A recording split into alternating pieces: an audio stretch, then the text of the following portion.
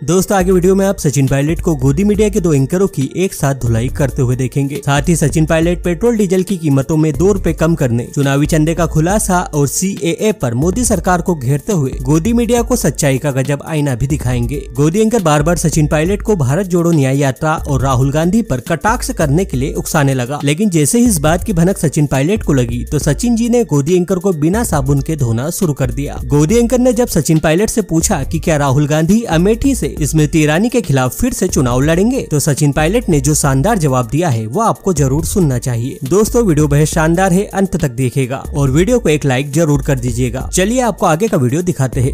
फिलहाल में राहुल गांधी जो न्याय यात्रा लेकर निकले हैं उसमें खासतौर से वो जिस एरिया में जा रहे हैं, असम से लेकर मध्य प्रदेश तक, वहां कांग्रेस के पुराने नेताओं की मन की आवाज कांग्रेस पार्टी से बाहर निकल के क्यों आ रही है। ये देखा गया कि असम से मध्य प्रदेश तक जहां जहां राहुल गांधी की न्याय यात्रा गई वहां कांग्रेस के कई बड़े और सीनियर दिग्गज नेताओं ने पार्टी छोड़ दी, जोड़ने निकले थे और पार्टी टूट रही। क्यों ऐसा? रुक तेरे को बताते।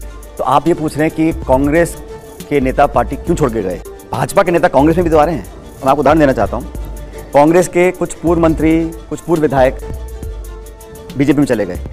पूर्व कांग्रेस के अंदर वर्तमान लोकसभा के सदस्य एक हरियाणा के, एक राजस्थान के हमारी पार्टी में ज्वाइन किए हैं। वो किसी को देखा नहीं, वो मीडिया में कभी आएगा नहीं। यही नहीं, अभी और सुनिए। पार्टी कौन छोड़ के जा रहा है, आ रहा है, ये हर चुनाव से पहले होता है। इसमें कोई किसी को लाग लपेट करने की जरूरत नहीं है। जिसकी जहां विचारधारा फिट हो रही है या नहीं है, आपने विचारधारा को अबैंडन कर दिया, अब आप अलग रास्ते में निकल गए। जिसको जो सूट करता है वो करता है। दबाव है, प्रेशर है, क्या उनकी मजबूरियां मैं नहीं जानता हूं, लेकिन जो जा रहा है उसका निर्णय, उसका व्यक्तिगत निर्णय है। और एक मिनट, और वो निर्णय सही है गलत है वो जनता तय करेगी और टाइम बताएगा। जहां तक हमारी पार्टी की बात है, बहुत से लोग गए हैं, बहुत से लोग आए हैं। इलेक्शन से पहले हर बार ऐसा होता है, इसमें कोई बहुत नई बात नहीं है। फर्क इतना है कि जो गए वो सब पूर्व हैं और जो कांग्रेस में आए वो वर्तमान सांसद हैं। आप जो दबाव की बात कर रहे हैं तो वो ईडी की बात कर रहे हैं। इसमें कुछ छुपाने की बात है क्या? इनकम टैक्स भी है, CBI भी है, ED भी है। और मैं बार बार बात को बोलता हूँ, इस देश में लोकतंत्र मजबूत इसलिए नहीं है कि हम लोग हर 5 साल में वोट डालते हैं। वोट तो रूस में भी डलता है, वोट तो पाकिस्तान में भी डलता है। हमारा गणतंत्र मजबूत इसलिए है क्योंकि 70 साल से हमारी अलग अलग सरकारों ने हमारी संस्थाओं को पोषित किया है। सिर्फ वोट डाल देना या चुनाव हारना जीतना लोकतंत्र नहीं है।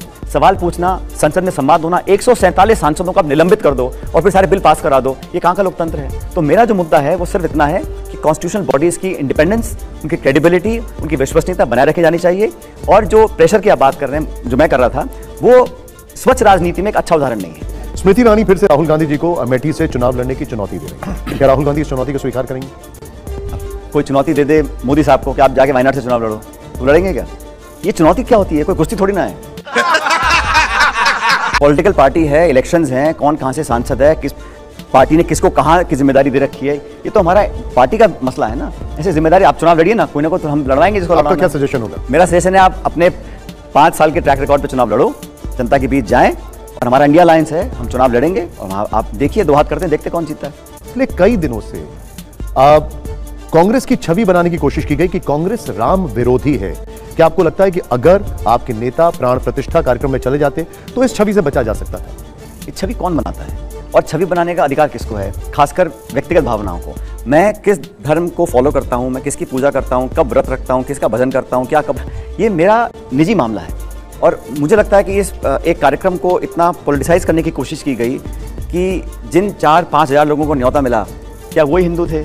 बाकी 120 करोड़ लोग हिंदू नहीं हैं? क्या राम सिर्फ अयोध्या के उस मंदिर में है? राम कण कण में है। राम पूरी सृष्टि का निर्माण, ब्रह्मांड का हम बात करें तो भगवान राम के बना नहीं हो सकती थी। तो किसी की धार्मिक भावनाओं को चुनौती देना या बार बार प्रूफ मांगना या उसको बोलना आप यहाँ गए तो आप आस्तिक, यहाँ नहीं गए तो नास्तिक, ये कहाँ की राजनीति है? प्राण प्रतिष्ठा करनी है तो मुझे लगता है कि जिस प्रकार से इन्विटेशन जाते हैं उसकी एक लिस्ट बनती है, उद्योगपति है, अभिनेता है, चर्चित व्यक्ति है, तो वो बनाता कौन है लिस्ट? आपको इनवाइट आया क्या? आपको आया? नहीं, मुझे कोई इनवाइट, मैं तो कवरेज पे था वहां पर। तो आप कवरेज पे था। तो ये जो छटनी करना है कि ये बुलाना है नहीं बुलाना, ये अधिकार किसके पास है? किसने दे रखा है? मंदिर है, हम सब जा सकते हैं, मैं भी जाऊंगा जब मेरा मन करेगा, 100 बार जाऊंगा, लेकिन उस दिन जाना है, उसके न्योते पे जाना है। कब हो रहा है? आप कब जाएंगे वहां? जब मर्जी जाओ, आपको क्यों बताऊं मैं? और राहुल गांधी कब जाएंगे वहां? अरे भाई, मैं कह रहा हूं मंदिर में जाकर अपॉइंटमेंट थोड़ा लेना पड़ता किसी को। मैं कल वैष्णो देवी जा रहा हूं, तिरुपति जा रहा हूं, मेरी इच्छा है, मेरी आस्था है, मेरा मन है। इसमें टीवी एंकर या कोई राजनेता क्यों मुझसे पूछेगा कि जाना है कि नहीं जाना है? ठीक है, आपका पर्सनल मैं तो इतना नहीं, मैं इतना कह रहा हूं, इस देश में अब चुनाव आ रहे हैं तो तेल का दाम 2 रुपये कम कर दिया, गैस सिलेंडर कम कर दिया। 9 साल से क्यों जनता के प्राण पी रहे थे हम लोग, क्यों महंगाई आसमान में चढ़ा रखी थी, ऐतिहासिक बेरोजगारी आज देश के अंदर है। और आंकड़ों पे चुनाव लड़ना चाहिए ना, सिर्फ भाषणों पे चुनाव नहीं लड़ा जाता। बीजेपी की तरफ से एक सवाल उठाया गया और वो सवाल ये था कि राहुल गांधी और प्रियंका गांधी के बीच मनमुटाव है, क्या सच? अब वो ऐसा है, मीडिया में नई नई खबर डालने का उनको एक हर सोमवार को शौक है कि कुछ ना कुछ नया डालना है।